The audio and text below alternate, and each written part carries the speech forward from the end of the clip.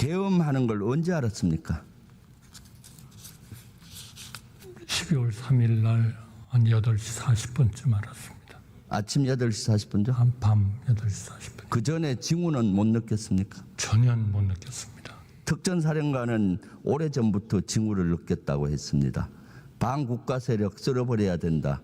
이런 얘기들이 징후였다고 증언했는데 반국가 세력, 윤석열 대통령에 반대하는 세력 쓸어버려야겠다. 수시로 얘기했는데 그런 것들을 징후로 못 느꼈습니까? 못 느꼈습니다. 네. 그래서 8시 30분에 알고 그래서 국무회의 소집 명령은 언제 내려졌습니까? 8시 40분에 그 말씀을 듣고 반대를 하고 그리고 국무위원들하고 함께 좀 이런 설득과 이런 걸 좀 하는 게 좋겠다 해서 정확히 지금 몇 시인지는 제가 좀 확인을 해보겠습니다만 한 9시쯤 되지 않았나 싶습니다.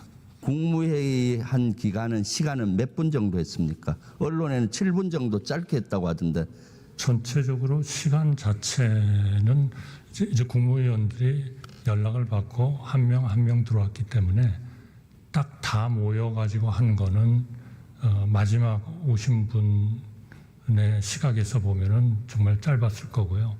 그 전부터 와 있는 분들한테는 뭐 거의 뭐 한 시간 정도 같이 있지 않았나 싶습니다. 아니 회의는 개회부터 끝나는 거죠. 그래서 제가 네. 조금 절차적 실체적 흠결이 있다고 말씀을 드리는 겁니다. 그래서 한 7분 정도 걸렸습니까? 모였을 때 우리가 예를 들면 좀 보통 국무회에서 하는 그러한 절차적인 것이 잘 밟아지지는 않았습니다. 아 그럼 개회 선언도 안 하고 대충 있다가 복귀했습니까? 그냥 걱정하고 저 반대 얘기하고 뭐 그러면서 시간이 지나갔고 지금부터 국무회의를 한다라고 하기에는 너무나 좀 절차적으로 다들 좀 황급하고 좀 힘들어했다는 말씀을 드립니다. 그러면 결국은 국무회의를 공식적인 국무회의는 하지 않은 거네요. 그냥 모여있다 웅성웅성하고 걱정하다가 가버린 상태였네요. 저는 이제 그런 부분에 대해서는 앞으로 뭐 이것이 수사가 뭐 되리라고 저는 생각을 합니다만은 그런 과정을 거쳐서 여기에 대한 평판과 평가는 나오지 않겠나 하는 생각이 듭니다. 그때 그 당시 그러면은 비상계엄에 대해서 누군가가 설명을 했을 것 같은데 누가 설명했습니까? 별로 그런 설명들이 잘 이루어지진 않고 다만 계엄을 한다는 것에 대해서 서로 알면서 걱정과 반대와 이런 얘기들이 계속 같이 논의가 된 거고요. 그것이 정식으로 우리 보통 아주 그 공식적인 회의를 하는 것처럼 이렇게 진행된 것은 아닙니다. 그래서 제가 여러 번 그 절차적, 실체적 좀 흠결이 있었다 그런 말씀을 드립니다. 그럼 그동안 대통령실에서 국무회의를 했고 한 7분 정도 짧게 했다는 발표는 거짓이네요. 모인 것은 분명히 맞지만 그것이 보통 때와 같은 그런 국무회의식으로 운영이 되지 않았다. 그러니까 그거를 국무위원들의 회의라고 해야 될지 정식 국무회의라고 해야 될지는 좀 명확하지 않습니다. 그거는 조금 이런 전체적인 수사 과정에서 좀 검토를 해야 할 거 아닌가 싶습니다. 그때 회의장에 그러면은 윤석열은 나타났습니까? 대통령님도 또 계셨습니다. 그럼 대통령은 얼마나 계셨나요? 제가 지금 뭐 정확히 뭐 워낙 저희가 좀 그 상황이 좀 급박한 그런 차원이어서 정확히 몇 분인지는 제가 기억을 못 하겠습니다. 앞으로 그런 것들은 다 알려지지 않겠나. 중간쯤 들어왔습니까? 국무위원들 한 중간 정도 모였을 때? 글쎄요. 제가 지금 뭐 정확하게 제가 그냥 기억에 의존해서 적당히 말씀드리기는 조심스럽습니다. 그거는 앞으로 좀 수사나 이런 과정을 거쳐서 명확해지리라고 생각합니다. 그러면은 대통령이 와서 가만히 앉아 있지는 않고 국무위원들이나 총리한테 얘기를 했을 것 같은데 무슨 얘기를 했습니까? 대통령님께 우리 국무위원들이 좀 그런 말씀을 드리고 걱정을 하고 이런 얘기들이 좀 지속적으로 있었다 그렇게 생각합니다. 그때 그러면 화내면서 해야 된다고 대통령이 얘기했습니까? 화를 내면서 이거 해야 된다고 했습니까? 화를 내신 적은 없었습니다. 근데 누구누구가 반대했습니까?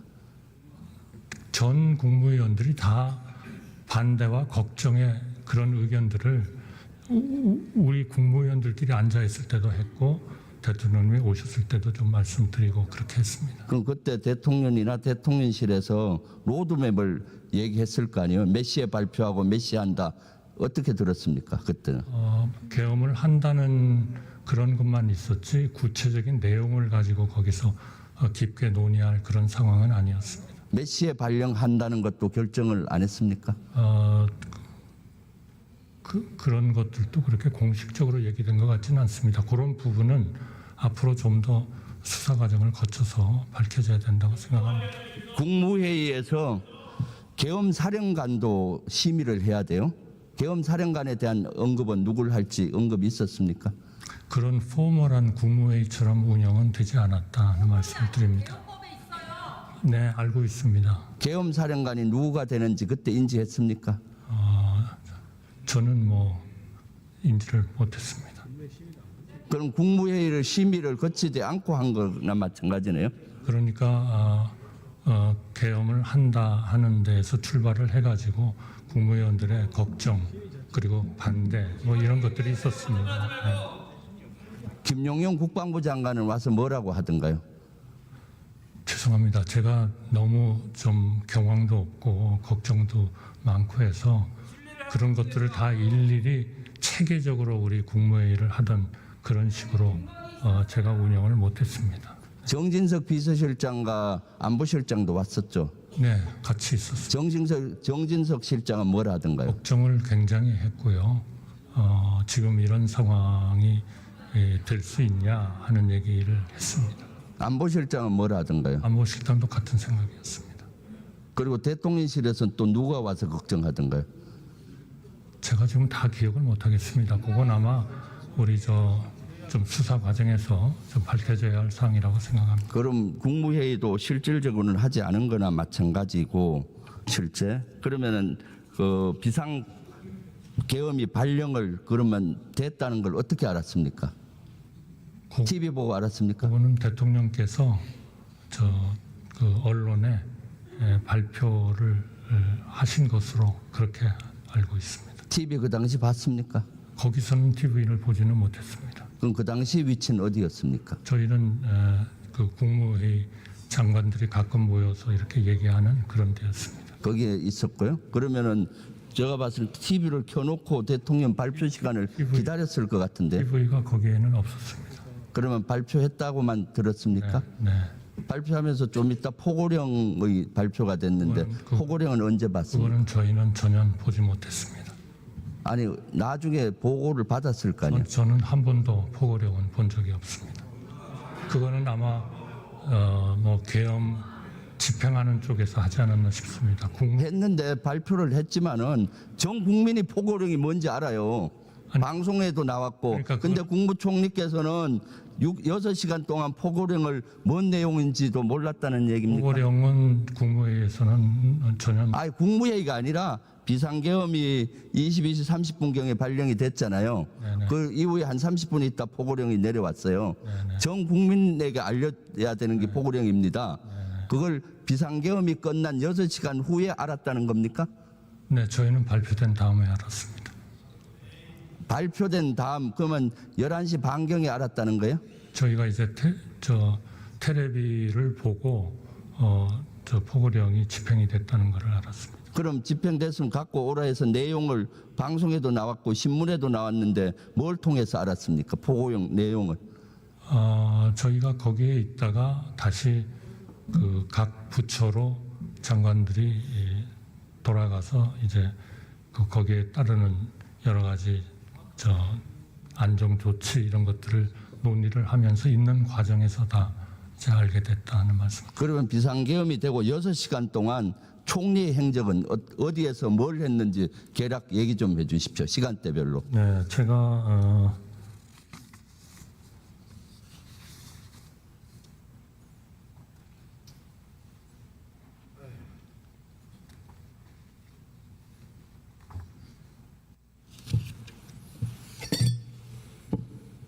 제가 11시 5분에는 대통령실을 출발해서 서울청사에 도착을 했습니다. 그래서 거기에서 계속 서울청사에 있다가 국회에서 해제 요구안이 나오고 그래서 서울청사로 제가 2시 10분에 출발을 해서 대통령실에 2시 반에 도착을 해가지고 우리 국회에서 의결해 주신 거기에 따라서 해제를 하도록 그렇게 대통령님께 건의를 드리고 대통령님께서 그렇게 하자고 결정을 하셔서 저희가 그때부터는 이제 국무회의를 하기 위한 준비를 했습니다. 그리고 국무위원들을 정말 이 해제할 때에는 우리가 보통 하는 그런 공식적인 국무회의와 같은 그런 절차를 아주 계속 밟았다는 말씀을 드립니다. 지금 국무회의 해제 국무회의는 몇 시에 했습니까? 해제 국무회의는 저희가 4시 반에 그 해제를 하는 것으로 그렇게 했고요. 그 국무회의는 아마 한 4시나 4시 15분 정도 시작하지 않았나 싶습니다. 국무회의가 왜 이렇게 늦게 시작했습니까? 해제 결의안은 이미 공안시 02분에 통과했는데. 네, 그래서 이제 대통령께서 그 해제하는 것으로 결정을 하시고 대국민 담화를 해제하는 것을 담화를 하시는 걸로 준비하고 또 저희는 또 국무회의를 준비하는 그런 과정이 좀 시간이 조금 걸렸습니다. 아니 총각을 다투는 일인데 3시간 이상 걸렸잖아요. 이것이 국무위원들의 태도라 봅니까? 그러니까 국무위원들을 소집을 해가지고 전부 다 이제 그 용산의 국무회의장으로 소집이 되고 안건이 만들어지고 이렇게 해가지고 했다는 말씀을 드립니다. 공안시 02분에 해제 결의가 되면은 바로 총리께서는 전화를 해서 대통령한테 해제 건의도 하고 오면서 계속 전화로 설득시켜야 되는데 2시 30분에 겨우 가서 얘기를 했단 겁니까? 그때 얘기할 때 대통령은 뭐라 얘기했습니까? 대통령께서는 해제하자고 하셨습니다. 그밖에 반응이 없었습니까? 네, 해제하기 때문에 그리고 이제 대통령께서 해제 그 담화문을 준비해서 발표하시고 저희는 이제 국무회의를 소집하고 국무위원들이 모이고 안건을 만들고 하는 이제 그런 절차를 했다 하는 말씀을 드리겠습니다. 국회 비상계엄이 돼서 특전사 요원들이 국회로 난입하고 보좌진과 대치하고 유리창을 깨고 들어오는 장면, 시민과 대치하는 장면 보셨죠? 네, 봤습니다. 뭘 느꼈습니까? 네, 참 참담하게 느꼈습니다. 그럼 그때 총리는 조치한 게 뭡니까? 그거는 일정한 총리의 그 계엄에 대한 집행의 바운더리는 사실 조금 벗어났다는 거고 저희는 계속 저 총리실에서 다 모여가지고 그 상황을 검토하고 또 국회가 그렇게 통과를 시키기 때문에 저희가 국회에서 통보되는 거 정부에 통보를 해주셨거든요. 아마 그게 2시 10분인가 그랬던 것 같은데요. 그걸 이제 받아가지고 바로 특전사 요원들이 실탄을 다 대부분은 장전을 하고 작전을 해요. 그러면은 아마 총리께서는 실탄이 없는 거를 몰랐을 것 같은데 실탄 여부 그 당시 어떻게 알고 있었어요? 저는 집행 관련해서는 전혀 아는 게 없습니다. 아는 게 없으니까 실탄을 갖고 있을 거라고 대부분 예측하는데 그러면 엄청나게 시민들의 피해가 유혈 사태가 날 거란데 그냥 앉아서 손 놓고 있었습니까? 저는 우리 군이 그런 국민들에 대해서 그렇게 뭐 할 수 있었을까 하는 생각은 좀 듭니다. 네. 하여튼 저희로서는 2시 10분에 국회에서 정부의 통보가 왔고 그때부터 바로 움직이기 시작했다는 말씀을 드리겠습니다. 해제 국무회의 할 때는 한 얼마 정도 시간이 걸렸습니까? 국무회의 그 자체는 뭐 한 5분 정도 걸리지 않나 싶습니다. 그러나 안건을 만들고 국무위원들을 소집하고 하는 그런 데 좀 시간이 걸렸습니다. 그 5분 동안 누구가 발언했습니까?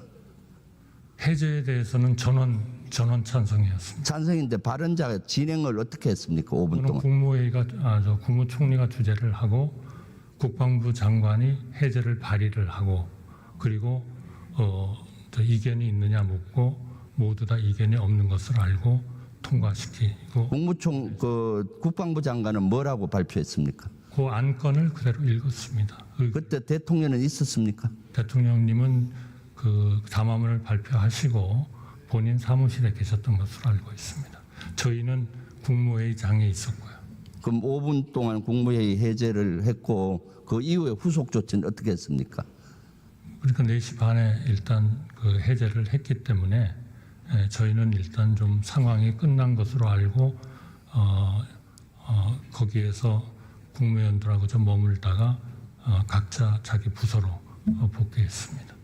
그때부터가 중요해요. 비상시국인데 그냥 각자 보냈습니까? 총리님은 국무위원들한테 뭔 지침을 줬습니까? 가가지고 가장 중요한 거는 이 계엄의 어떤 그 영향이랄까 이런 것들이 이제 각 분야에서 나타날 테니까 이러한 나타날 수 있는 부작용을 최대한 줄이는 그런 역할을 좀 집중적으로 해달라 그렇게 요청했습니다. 비상계엄이 전국 단위로 이번에 시행이 되는 거 알고 있었죠? 저는 네. 전국 단위로 되면은 이번에는 각 지역마다 지역계엄사, 지구계엄사가 설치되는 거 알고 있죠? 저는 정확히는 모릅니다만 하여튼 죄송합니다. 제가 그런 세부적인 계엄의 집행 단계에 대해서는 제가 그렇게 큰 그런 준비나 이런 것들은 없었다 하는 말씀을 드리겠습니다. 아니 국무총리가 지구계엄사, 지역계엄사가 몇 개 되고 이런 걸 모른단 말입니까? 저희는 각 군단급의 지역계엄사령관이 돼서 각 지역마다 전국 방방곡곡에 행정기관, 사법기관에 군이 들어가서 통제해요. 여러분들 국무장관실에도 바로 중령급 장교가 가서 장관 비켜 하고 그 사무실에 들어가고 하는 거예요. 그거 몰랐습니까? 기본적으로 그 집행은 계엄 사령부가 하는 것이기 때문에 저희 그 총리나 장관들은 직접 그거를 어떻게 할 수 있는 그런 상황은 아니었다고 생각합니다. 너무나 무능하고 무책임한 발언입니다. 들어가 주십시오. 예, 총리님 세부적인 질의에 들어가기 전에 지금 용산 대통령실 앞에서 경찰이 압수수색을 집행하려고 하는데 대통령실과 경호처가 막고 있다는 사실 혹시 알고 계십니까? 모르고 있습니다. 막아서 되겠습니까? 글쎄요. 법의 집행은 이루어져야 되지 않을까 그렇게 생각합니다. 법의 집행이 이루어져야 되는 게 아니라 지금은 총리께서 단호하게 이야기하셔야 됩니다. 모든 법 앞에 평등하다고 했습니다. 대통령만 예외일 수 없습니다. 내란죄라는 중범죄를 저질렀다면 당연히 압수수색을 받아야 됩니다. 그렇지 않습니까, 총리님? 또 그 대통령실로서의 전체적인 그렇게 할 수 없는 어떤 규정이나 이런 것들이 있지 않을까. 총리님의 그런 생각이 오늘의 내란을 만들었다고 생각하지 않습니까? 질의하겠습니다. 조금 전에 총리께서 이야기하셨습니다. 이번 비상계엄과 관련해서 국무회의가 제대로 이루어지지 않았다라고 말씀하셨습니다. 그 말씀 맞습니까? 네, 통상적인 그런 국무회의. 통상적인 게 아니라 법적인 국무회의가 이루어졌습니까? 이루어지지 않았습니까? 즉 다시 말씀드려서 기록과 속기, 개회선언, 종료선언 등이 이루어졌습니까? 이루어지지 못했다고 생각합니다. 그러면 그건 국무회의가 아닙니다. 인정하십니까? 의원님의 말씀에도 타당성이 있다고 생각합니다. 정확하게 말씀하십시오. 이번 비상계엄을 선포한 국무회의는 국무회의가 아닌 게 맞죠? 저는 의원님의 말씀에 동의합니다. 좋습니다. 비상계엄을 제안한 사람이 대통령입니까? 아니면 국방부 장관입니까? 국무회의 자체가 갑자기 이루어진 것이고 그런 계엄을 논의하기 위한 체계적인 사전적인 그런 준비가 매우 부족했다. 자, 덧붙여서 한 가지 묻겠습니다. 비상계엄 이외에 다른 것이 국무회의에서 논의된 적 있습니까? 즉 그만둔 행정안전부 장관은 계엄사령관을 국무회의에서 논의하지 않았다라고 이야기했습니다. 즉 비상계엄 이외의 다른 이슈들에 대해서 단 하나라도 논의된 게 있습니까? 없습니다. 자, 좋습니다. 그리고 아까 총리께서는 총리를 비롯한 모든 국무위원들이 반대하셨다고 했습니다. 아쉽습니다. 총리께서는 평생을 공직에 계셨죠. 네, 정말 많은 그런 고통을 받고 있습니다. 예, 그게 말로 되는 문제가 아니라고 생각합니다. 저를 밟고 가라고 해야 됩니다. 제 목을 베고 가라고 들어 누워야 되는 게 바로 국무총리입니다. 그 자리가 그렇게 무서운 자리고 무거운 자리입니다. 뒤쪽에 앉아 계신 국무위원들 마찬가지입니다. 국무위원 배지가 그냥 주는 게 아닙니다. 그런데 지금 여러분들 하시는 모습을 보면 끝나고 나서 잘못했다 그렇게 생각하지 않는다라고 생각합니다. 그래가지고 후배들이 전혀 배울 게 없습니다. 총리 그렇게 생각하지 않습니까? 동의합니다. 총리께서 그리고 모든 국무위원들이 반대한다고 했을 때 윤석열 씨는 내 결단이다, 내가 알아서 하겠다, 그리고 자리를 박차고 나간 게 맞습니까? 박찬 것은 아니고요. 또 대통령님이 어떻게 말씀하셨느냐 하는 것은 그거는 일정한 앞으로의 수사 과정이나 여러 과정을 통해서 말씀하시게 하는 게 그게 저는 맞다고 생각합니다. 좋습니다.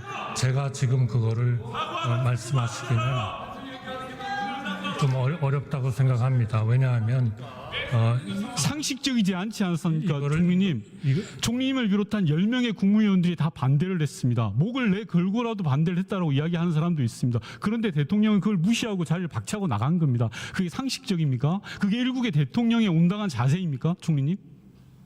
저는 그 모든 것은 일정한 그런 수사 과정을 거쳐서 자, 좋습니다. 일이라고 생각합니다. 총리께서는 국무회의에서 대통령의 계엄 선포를 막지 못한 것에 대해서 지금 후회하고 계십니까? 네, 후회합니다. 다시는 그런 후회를 하지 않았으면 좋겠습니다. 지금부터는 이번 비상계엄이 왜 불법이고 위헌인지 하나하나 따져보겠습니다. PPT를 보면서 보시면 되는데요. 첫 번째로 총리께서는 12.3 내란 사태가 처음부터 끝까지 저는 위헌이라고 생각을 합니다. 이번 비상계엄 선언이 위헌적이고 위법하다는 거에 대해서 동의하십니까?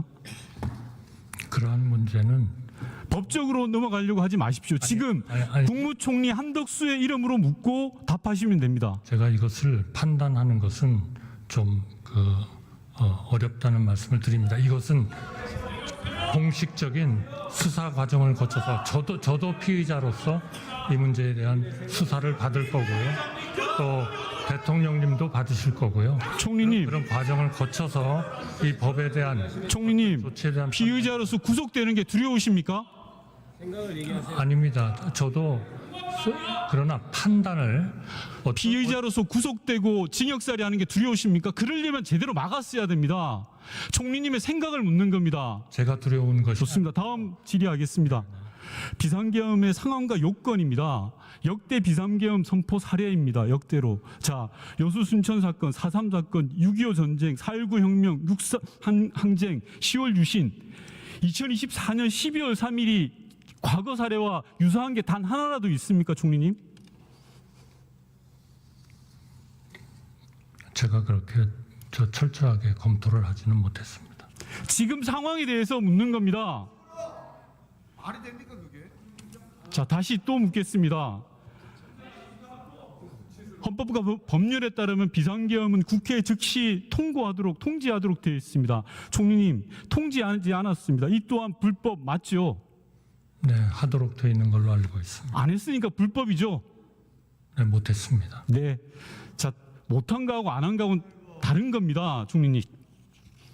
그리고 국회를 봉쇄해서 비상계엄 해제를 할 수 있는 국회의 권능에 도전하고 내란을 획책했습니다. 이 또한 위헌과 불법이죠, 총리님. 그 부분에 대해서는 분명히 수사 과정이 있으리라고 생각합니다. 왜 책임을 자꾸 미루십니까? 총리님, 국회의장이 국회 담벼락을 넘어오실 때 총리님은 어디 계셨습니까? 그 화면을 지금 PPT를 보십시오. 세계 어느 나라의 국회의장이 국회 담벼락을 넘습니까? 저 사진을 보고 총리는 아무것도 못 느끼십니까? 네, 부끄럽고 죄송합니다. 그러면 저 부끄러운 장면을 보실 때 총리께서는 무엇을 하셨습니까? 사무실에서 저희 대안을 검토하고 또 우리 국회에서의 조치를 저희가 뭐 있을 것으로 예상을 하면서 기다리고 있었습니다. 즉각 행동에 나서셔야 됩니다, 총리님. 그게 국무총리의 역할입니다. 그렇지 않습니까? 이러한 계엄의 문제는 사실 국무총리를 좀 벗어나 있는 그런 현실적인 상황이었다는 말씀을 드립니다. 자, 결론적으로 여쭙겠습니다. 총리님, 결론적으로 12.3 내란 사태는 시작부터 끝까지 위헌적이고 위법적인 사항입니다. 대통령은 책임을 져야 된다고 생각합니다. 대통령 탄핵에 동의하십니까? 그러한 과정은 앞으로 정치적인 측면에서 또 수사 측면에서 진전이 총리 본인의 입장을 묻는 겁니다. 비겁하지 않고 후배 공무원들이 보고 있습니다. 당당하게 답변해 주십시오. 제가 그것을 여기에서 단정적으로 말씀드리기는 어려울 것 같습니다. 총리의 생각은 없으신가요? 이거는 그렇게 생각을 얘기하는 것으로서 충분한 그러한 것은 아니라고 생각합니다. 총리님, 실망입니다. 한 가지 더 여쭙겠습니다. 윤석열 씨는 스스로 그만둘 생각이 있습니까? 없습니까? 저는 그 내용은 파악하고 있지 못합니다. 좋습니다. 들어가 그 주십시오. 문제에 대해서는 당에게 일단 맡기신 것으로 그렇게 알고 있습니다. 예, 들어가 주시고 김문수 장관 나와 주십시오.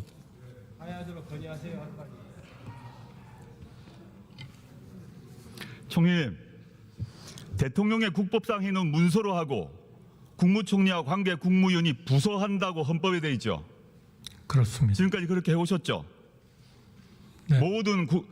모든 국법상 행위를 그렇게 따라 해오셨죠. 네, 그렇게 하고 있습니다. 비상계엄 선포도 그 절차 거쳤습니까? 전혀 본 적도 없습니다. 안 거치셨죠. 네, 그렇습니다. 총리와 국무위원회 부서 안 하셨다고 지금 하셨습니다. 네, 안 했습니다. 그러면 여기서 다른 국무위원들 중에서 그 국법상 대통령의 계엄 행위에 부서 한 분 있으면 손들거나 일어나 주세요. 분명히 없을 겁니다. 총리와 국무위원이 부서 안 했다고 지금 하셨습니다. 제가 안 했습니다. 네. 네. 다른 국무위원들 중에서 다른 하신 분 있으면 손들어 주세요. 없습니다. 제가 오해할 수 있기 때문에. 네, 온라인, 오프라인으로 어느 경우든 부서 안 하셨습니까? 없습니다. 그 다음에 계엄 해제 국무회의 이후 내란 수계 윤석열과 몇 번 만났습니까? 12월 4일 날 만나셨죠. 뭐 정확히 지금 좀 기억하기는 어렵습니다. 뭐 중요한 논의를 한 적이 별로 없었기 때문에 12월 4일 날 만나셨죠. 12월 4일 날은 네, 만나셨죠. 무슨 얘기 하셨어요? 계엄이 해제되고 난 뒤인데 무슨 얘기 하셨어요? 죄송합니다. 제가 그 대통령님하고의 그런 좀 대화 자체를 제가 말씀드리기는 어렵겠습니다만 중요한 그런 얘기는 없었습니다. 저는 그렇게 심각한 상황이 벌어져서 장안갑차가 이 앞에 들어왔는데 계엄 해제되고 난 뒤에 총리께서 대통령 만나서 아무 얘기 안 했단 말입니까? 평화롭게 대화 담소하셨습니까? 아닙니다. 그 다음부터의 저희의 온 내각의 최대의 역점은 이러한 일로 인해서 어려워진 우리 경제, 대외 신인도, 외교 좋습니다. 이런 쪽을 안정화시키는 거였습니다. 그런 얘기가 있습니다. 총리님, 국수본으로부터 피의자 소환 통보 받으셨죠? 예, 받았습니다. 총리직 유지하고 소환 조사 받으실 겁니까? 저는 그 우리 수사기관과 협의해서 충실하게 받을 겁니다. 제 질문은 그게 아닙니다.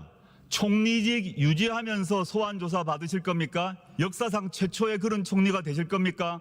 저는 이미 사의를 표명을 하고 있기 때문에 그러한 그 일관된 입장에 따라서 처리하겠습니다. 12월 7일에 탄핵 표결 전에 한동훈 대표 만나셨죠? 네, 만났습니다. 만나셔가지고 이른바 한한 공동 운영 방안 논의하셨죠? 그거는 정말 오해가 많이 있는 것 같습니다. 그러면 제가 말씀을 제가 질문하겠습니다. 그 한한 공동 운영 방안 한동훈 대표가 먼저 들고 왔습니까? 총리께서 준비하셨습니까? 저는 본 적도 없습니다. 그날 현장에서 한동훈 대표가 발표한 그 문안, 대통령 권한을 인수한다는 그 문안 언제 보셨습니까? 본 적이 없습니다. 그날도 못 봤습니까? 못 봤습니다. 못 보고 공동성명 하셨습니까? 저는 당정 간에 앞으로 이 어려운 위기 아니 그날 못 보셨단 말이죠. 발표 날 본 적이- 한동훈 대표가 그 문장을 읽을 그 순간까지 못 보셨단 말입니까? 못 봤습니다. 알았습니다. 조태열 아니, 외무장관 저한테 나오셨... 시간을 주시면 제가 설명을 아니요. 좀 드리겠습니다. 네. 총리님, 오늘 조선일보 보도 보니까 대통령이 자진 사퇴할 생각 없고 탄핵 심판을 받겠다는 생각이라고 하는데 맞습니까? 확인하지 못했습니다. 아니, 대통령과 2년 7개월 함께한 국무총리가 모르면 누가 알죠? 제가 오늘 국회에 오느라고요. 별로 지금 확인을 못했습니다. 보도를 전제로 하면 대통령이 아직 어떤 결단도 없이 버티고 있는 상황인데다가 헌재에서 탄핵 심판 기각될 수 있는 신락 같은 희망을 가지는 것 같은데 대통령이 이런 무지막지한 일을 벌이고도 자리 지키겠다 연연하는 모습에 대해서 어떻게 평가합니까? 제가 지금 평가할 그런 위치에 있지 않다고 생각합니다. 총리, 몇 가지 확인하겠습니다. 앞선 답변에서 계엄 전 국무회의에서 찬성한 사람 없고 전원 다 반대하고 걱정했다고 답변했습니다. 맞습니까? 네, 그렇습니다. 사임한 이상민 전 행안부 장관은 행안위 전체회의에서 그 회의에서 반대라는 표현을 쓴 사람은 2명 정도 있었던 것으로 기억한다고 그랬고, 송미령 농림장관도 찬반 묻는 자리 아니어서 표시 안 했다고 인터뷰했고, 오영주 중기부 장관도 늦게 도착해서 의견 개진하기 어려웠다고 답변했는데 총리 계속 반대하고 걱정했다 이렇게 얘기하는데 걱정은 반대랑 다른 거죠? 그분들도 전부 다 탄핵에 대해서는 찬성하지 않았습니다. 총리, 이제 와서 다 같이 반대했다고 얼렁뚱땅 퉁치지 마세요. 처음에는 여기 국무회의 참석 여부도 답변 안 하던 분들이 절반 이상입니다. 실제로 2명 제외하고는 명확히 반대했다는 입장 표명도 안 하다가 이제 와서 대통령 탄핵되고 본인들 감옥 갈 것 같으니까 반대했다고 입을 맞춥니까? 여기 앉아 계신 국무위원 중에서 12월 3일 대통령 앞에서 계엄을 반대한다고 분명하게 본인 의견 피력한 사람 누굽니까? 손 들어주세요. 반대한다는 표현 쓰신 분 누굽니까? 2분밖에 안 계시네요. 외교부 장관하고 경제부총리. 나머지는 걱정만 하신 거 아니에요?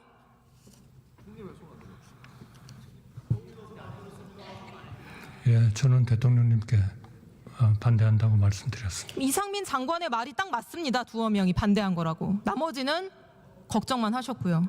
자, 2번째, 총리가 국무위원으로서의 계엄 동조 책임을 면하고자 새로운 논리를 짜온 것 같습니다. 오늘 앞서 의원들이 질문할 때 그날 국무위원들을 모은 것은 나다.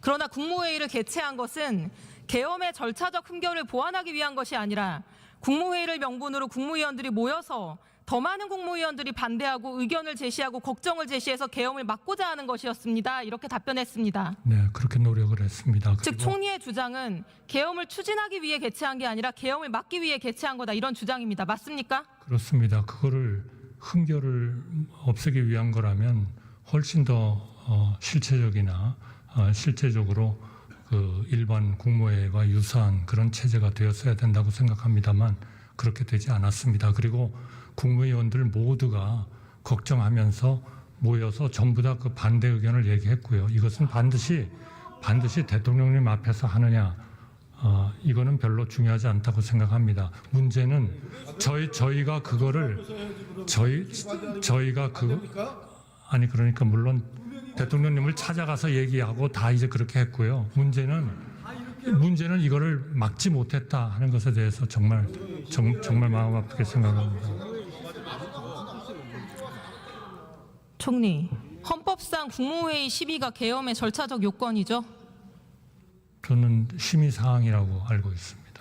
헌법상 심의사항 맞죠? 네, 맞습니다. 헌법 89조 5호 대통령의 계엄과 그 해제는 국무회의의 심의를 거쳐야 한다. 절차적 요건입니다. 계엄법 2조 5항에서도 마찬가지로 국무회의 심의를 거쳐야지 계엄의 효력이 발생하도록 하고 있습니다. 헌법과 법률상 국무회의 열지 않으면 계엄은 그 자체로 성립이 안 되고 국회가 모여서 해제 요구를 하지 않아도 계엄은 그냥 그 자체로 성립이 안 되는 겁니다. 다른 것도 아니고 국무총리가 당연히 알아야 될 헌법과 또 계엄법에 나와 있는 내용입니다. 그런데 계엄의 절차적인 요건을 맞추기 위한 게 아니라고 하면 왜 정족수를 맞췄습니까, 총리? 그거는 그러한 정족수를 맞춰야 된다 하는 것으로 우선 그 연락을 하고 오도록 하는 그러한 그 상황이 필요하다. 총리, 빨리. 국무총리 구성원 숫자가 21명입니다. 국무회의 성립 요건은 11명이고요. 이 11명을 맞추려고 장관들 다 모이기까지 기다리느라고 대통령 기자회견이 20분 늦어졌습니다. 이거 이상민 장관이 진술한 겁니다. 아닙니까? 네, 좀 늦어졌습니다만 정확히 20분인지는. 아니, 계엄을 막기 위한 거면 왜 11명 정족수 채워질 때까지 장관들 기다리고 채워지자마자 6분 만에 산회했습니까? 아니 그러니까요. 걱정을 전달하기 위한 거라면서요. 그 왜 정족수를 맞췄습니까? 계엄의 절차적 요건, 헌법상 절차를 맞추기 위해서 그런 거 아니에요? 아니 어차피 그 실체적 이런 절차적인 이런 거를 미트를 못했기 때문에 그 회의 자체는 오히려 그거보다 저 대통령께 분명한 좀 하나의 설득과 그 하시지 않도록 하는 그러한 것들이었다는 말씀을 드립니다. 총리는 지금 전부 다 거짓말을 하고 있어요. 아니, 사실- 전원 다 반대했다고 하는데 그것도 거짓말. 국무회의 계엄 막기 위해 개최했다는 것도 거짓말. 헌법상, 법률상 계엄에 반드시 필요한 국무회의 개최해서 절차적 요건 충족시키게 만들었으면서 이제 와서 법적 책임 회피하려는 거 아닙니까? 그래서 법적 책임 회피가 되겠습니까? 아닙니다. 모든 법적 책임은 제가 다 지겠습니다만 모든 국무위원들이 다 걱정하면서 반대 의견을 다 했습니다. 어느 누구도 이 계엄이 제대로 가야 된다고 생각하는 분은 한 분도 안 계셨다는 말씀. 자, 계엄 반대했는데 계엄 막기 위해서 국무회의 소집해 주는 거 말고 어떤 시도를 했습니까? 손목이라도 발목이라도 붙잡았습니까? 아니면 바지가랑이라도 붙들었습니까? 뭘 했습니까? 말씀해 보세요. 지금 생각해 보면 그렇게라도 했어야 된다고 생각합니다. 아는 기자한테 전화를 받고 해야죠. 아니면 국민들한테 알리던가. 여기 계신 장관님 중에 단 한 분이라도 대통령의 손목이든 발목이든 잡고 말린 사람 있습니까? 있으면 손 들어봐 주세요.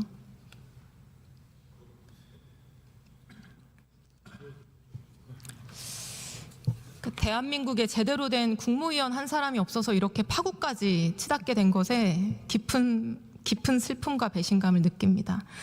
제 앞에는 20명의 국무위원이 앉아 있습니다. 국민들은 대한민국의 국무위원들이 이번 계엄 내란 사태에서 국민에 대한 의무를 다했는지 궁금해하고 계십니다. 조금 전에 존경하는 오기영 의원님 질의 중에 이어서 한 가지 좀 질의 드리고 싶습니다. 아까는 법무부 차관에게 질의를 드렸는데요. 계엄 상황은 해지됐지만 내란 주범이 여전히 대통령의 권한을 유지하고 있고 군 통수권을 가지고 있다면 지금의 상황을 내란 상황이라고 볼 수 있다라는 것이 헌법학자들의 판단입니다. 총리께서는 어떻게 보십니까? 그런 문제는 우선 전문가들과 또 이 건에 대한 여러 군데서 수사가 진행되기 때문에 그런 과정을 통해서 밝혀져야 된다고 생각합니다. 그러니까 이런 문제에 대해서는 단 한 차례도 총리께서 답변을 하지 않고 입장을 밝히지 않으셨는데 지금이 여전히 내란 수괴가 직을 유지하고 있는 상황에서 위험이 완전히 해소되었다라고 볼 수 없고 그렇기 때문에 대한민국은 여전히 내란 중이다라고 하는 의견들이 많습니다. 저도 이 부분에 동의를 합니다. 그런 차원에서 잠깐 자료화면 보여주시겠습니까? 제가 그동안 여러 언론이나 각 상임위의 현안 질의를 통해서 지적이 되었던 시간표를 한번 쭉 정리를 해봤습니다. 총리께서는 12월 3일 8시 40분경에 그 대통령실에 도착했다라고 얘기를 하셨고 그때 처음으로 계엄이 선포될 것이라는 것을 확인했다 이렇게 얘기하셨거든요.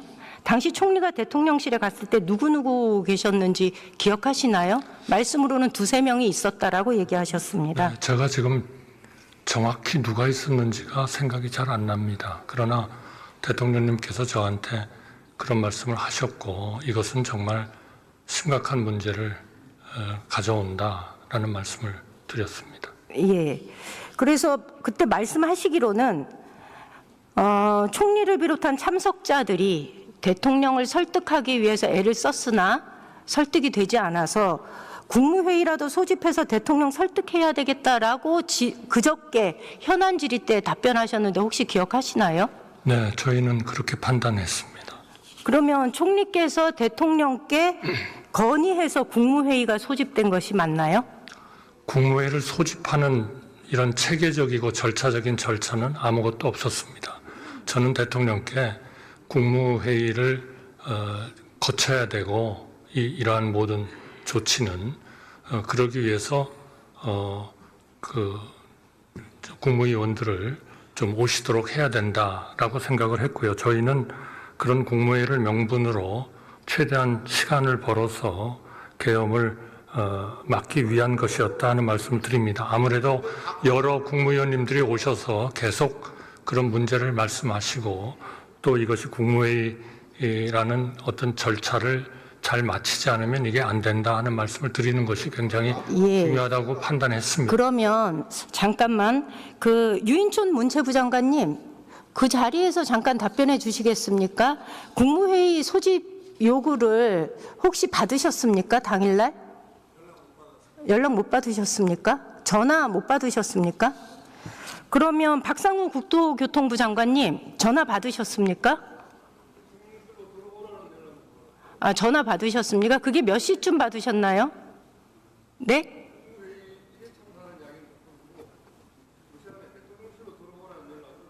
그러니까 국무회의가 아니라 대통령실로 들어와라라고 얘기를 들으신 거죠. 네. 그 전화는 누구한테 받으셨나요? 대통령실 행정관. 그러면 장관님 받으셨고, 김한섭 환경부 장관님, 예, 장관님 전화 받으셨나요? 안 받으셨습니까? 혹시 그러면 부재중 전화라도 들어와 있는 게 없었습니까? 네. 김문수 고용노동부 장관님 전화 받으셨습니까? 제가 시간 때문에요. 제 자리에서 말씀해 주시겠습니까? 못 받으셨습니까? 강정혜 국가보훈부 장관님 전화 받으셨습니까? 없었습니까? 이렇게 연락이 없었던 분들이 상당히 많이 계십니다. 이런 걸로 미루어 봐서 누구는 연락을 받고 누구는 연락을 받지 않은 상황인 것 같습니다. 저한테 물으신 네네. 제가 아까도 말씀드렸지만 정말 송구스럽고 죄송하게도 이 국무회의의 소집 절차나 실체나 이런 것들이 전혀 갖춰주지 못했다 하는 말씀을 드립니다. 저는 총리님, 저는 여러 차례 총리님의 이런 얘기, 절차적, 실체적 흠결이 있다라는 말씀을 들으면서 저는 오히려 반대로 생각을 했습니다. 만약에 이 계엄이 성공을 했다면 아마 일부에게 소집 명령이 내려지고 회의가 이루어졌던 것이 정상적인 국무회의로 둔갑할 가능성이 매우 컸다. 어쩌면 이 계엄이 성공했을 때 국무회의를 소집하지 않았다라는 법적인 절차의 그 문제 제기를 피해 나갈 수 있는 알리바이를 만드는 거다라고 저는 해석을 합니다. 만약에 총리께서 정말로 계엄을 막아야 되겠다고 생각한다면 계엄 발령의 법적 요건인 국무회의 소집을 아예 하지 않으셨어야 되는 겁니다. 그렇긴 합니다만은 저희가 상당히 중요하게 생각했던 거는 우리의 많은 강요들이 와서 대통령께 이 계엄은 문제가 있다는 것을 명확히 말씀드리는 게 더 도움이 되지 않겠나 이렇게 생각합니다. 그러면 다시 자료 보여주시겠어요? 그 시간표 좀 보여주세요. 저희가 이해할 수 없는 건 제가 행안부로부터 받은 자료입니다. 10시 17분에서 10시 22분까지 약 5분간의 국무회의가 있었다라는 보고를 받았고요. 그리고 10시 23분에 대국민 담화가 시작됐습니다. 27분에 비상계엄이 선포됐습니다. 그리고 나서 국무위원들은 각자 집으로 돌아갔다고 얘기를 합니다. 이 부분에서 저는 이해할 수가 없는 겁니다. 11시에 다음 날 새벽 1시에 국회를 통해서 비상계엄 해제 결의안이 통과가 되었는데 1시 59분에 국회에서는 윤과 국방부에 해제 요구 결의안을 보냈습니다. 그리고 총리께서는 지난 이틀 전에 답변을 하실 때 2시 30분에 비상계엄령 해제를 건의하러 대통령실에 갔다고 얘기를 합니다. 그리고 실제로 계엄 해제는 4시 27분에 계엄 해제 선언이 있었습니다. 그리고 공식적인 해제는 4시 30분에 있었는데요. 4시 27분에 대통령의 당시 윤석열 씨의 발언에 뭐라고 얘기됐었냐면 국무회의 의결 정족수가 부족해서 모이는 대로 심의 거쳐 해제하겠다 이렇게 얘기했어요. 그리고 나서 불과 3분 뒤에 공식적인 해제가 이루어졌습니다. 저는 1시 1분부터 국회에서 비상계엄 해제 결의안이 통과되는 그 순간부터 4시 30분까지 도대체 이 시간 동안에 왜 국무회의는 작동하지 않았는가라는 것에 대해서 굉장히 의구심을 가집니다.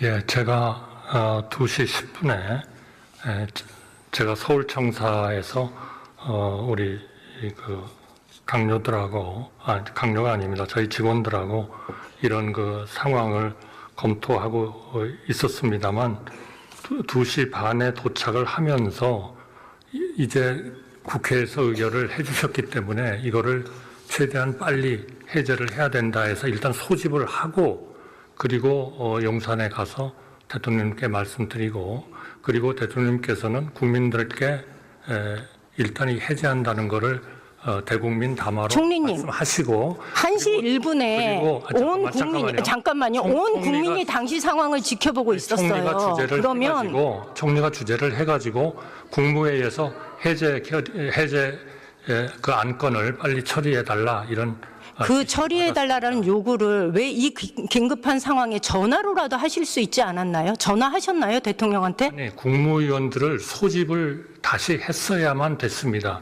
그 국무위원들이 그대로 그냥 거기에 계셨던 게 아니고 소집 문자를 2시에 보내셨습니다.